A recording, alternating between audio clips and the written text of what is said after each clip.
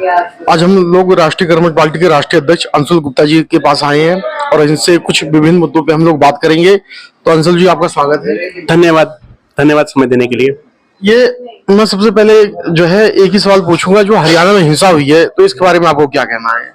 जी, बहुत ही दुर्भाग्यपूर्ण घटना है और मुझे लगता है कि स्वतंत्र लोकतंत्र में इस प्रकार की घटनाओं के लिए कोई स्थान नहीं है। लेकिन हमें ये यहाँ पर समझना पड़ेगा कि ये खट्टर प्रशासन की एक बहुत बड़ी नाकामी के रूप में याद किया जाएगा। आखिर ऐसी क्या वजह थी कि इनका पूरी तरह जो इंटरनल इनकी एजेंसी है सबकी सब फेल हो गई? किसी के पास क्या कोई सूचना नहीं थी? क्या ऐसा संभव है कि राज्य सरकार के पास इतना बड़ा कार्य हो और राज्य सरकार को भनक न पड़े?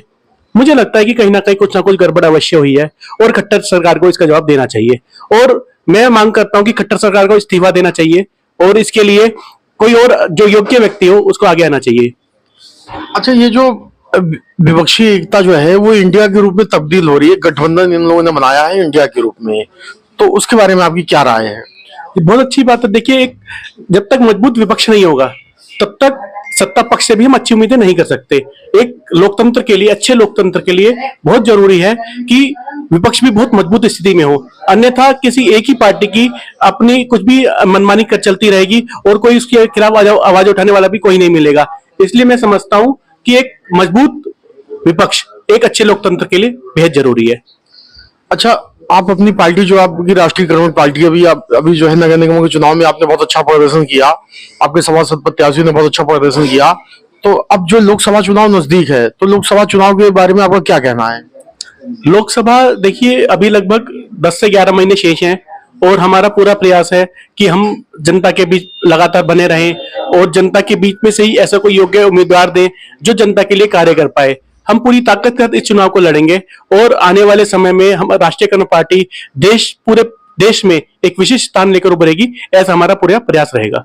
अच्छा, अब हम लोग इस समय गाजियाबाद में बैठे हैं और मैं बिल्कुल गाजियाबाद से बगल का जो जिला है गौतम बुद्ध नगर, मैं आपको वहां ले चलता हूँ। वहां एक सीमा हैदर नाम से एक पाकिस्तानी महिला अपने 4 बच्चों के साथ आके वहां रह रही है। उन्होंने सचिन से शादी भी किया और अब कहीं ना कहीं उनकी आर्थिक स्थिति खराब है, लेकिन उसी जगह एक अंजू बाला यहाँ से पाकिस्तान गई, वहां एक मुस्लिम से शादी किया और पाकिस्तान में उसे तोपों की बरसात हो गई है।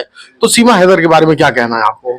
जी, देखिए, भारत की जो संस्कृति है यहाँ पर अतिथि देवो भव चलता है और हम समझते हैं कि जो भी हमारे भारतवर्ष में आया है उसका उचित सम्मान होना चाहिए। और पहले तो एक जांच का विषय था कि वो जो आया है कोई कहीं जासूसी तो इसके पीछे तो आईएसआई तो इसके पीछे नहीं है, परंतु अगर कुछ भी इस प्रकार की घटना नहीं है और वास्तविकता में वो एक मेहमान है हमारी, तो पूरे देशवासियों को चाहिए कि उनकी मदद करें और हम राष्ट्रीय कर्मठ पार्टी के रूप में हम उनकी पूरी तरह सहायता करने के लिए तैयार हैं। जो भी हमसे बनेगा अर्थ से और कानूनी रूप से हम उनकी पूरी सहायता करेंगे। तो किस तरीके से सहायता करोगे, जैसा इसे जब खुल के आप बताइए। जी, हम अगर उनको नौकरी की आवश्यकता होगी तो हमारी खुद की सॉफ्टवेयर कंपनी है, हम उनको सॉफ्टवेयर कंपनी में उनको स्थान देंगे और कोशिश करेंगे कि उनकी जीविका अच्छी तरह से चले। तो लेकिन वो तो 5वीं पास है, तो जी उससे कोई फर्क नहीं पड़ता। हर कंपनी में अलग तरह के कार्य होते हैं जिसमें कहीं ना कहीं फिट किया जा सकता है। की तरफ से पूरा होगा? जी बिल्कुल। तो आगे कोई और, अब लोकसभा नजदीक है, पार्टी की तरफ से क्या भूमिका आगे रहेगी? लोकसभा के लिए हम अपने प्रत्याशी तैयार कर रहे हैं और प्रत्याशियों को लेकर हम पूरा मेहनत करेंगे और प्रयास करेंगे कि अधिक से अधिक हमारे प्रत्याशी लोकसभा के मैदान में उतरे और जीत कर निकले।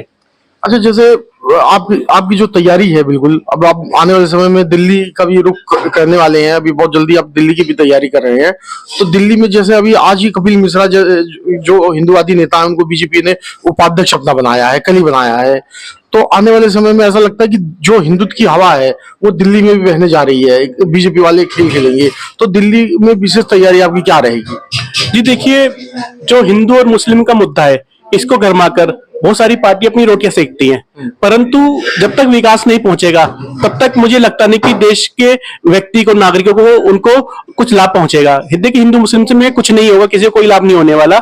मुख्य मुद्दा है विकास का। अगर विकास के नाम पर वो चुनाव लड़ते हैं तो मैं समझता हूँ कि जनता उनको अपने तरफ से वोट देगी, वरना उसी तरह परिणाम होगा जैसे पहले हुआ है। तो अंशुल जी, आप जैसा लोगों को एक क्लियर कीजिए कि आप जो है पक्ष के साथ हैं विपक्ष के साथ हैं, यानी कि इस समय जो है राजनीति दो धड़ों में बट गई है। लोग या तो बीजेपी के गठबंधन के साथ जा रहे हैं या क्या बोलते हैं जो कांग्रेस का जो इंडिया है उसके साथ जा रहे हैं। तो आपकी भूमिका किस तरफ है? जी, हमारी भूमिका वही है जो भारत की भूमिका पूरे विश्व में है। मतलब ना तो हम अमेरिका के साथ है और ना ही, मैं भारत के परिप्रेक्ष्य से कह रहा हूँ, ना तो हम अमेरिका के गठबंधन के साथ है ना रशिया के साथ है, और हम दोनों के ही साथ हैं। देखिए, हम हैं सत्य चीज के साथ। इसी प्रकार हमारी पार्टी ना तो विपक्ष के साथ है और ना ही पक्ष के साथ है, जनता के साथ। हम जनता के साथ हैं और हम जनता के लिए मुद्दों पे ही कार्य करेंगे।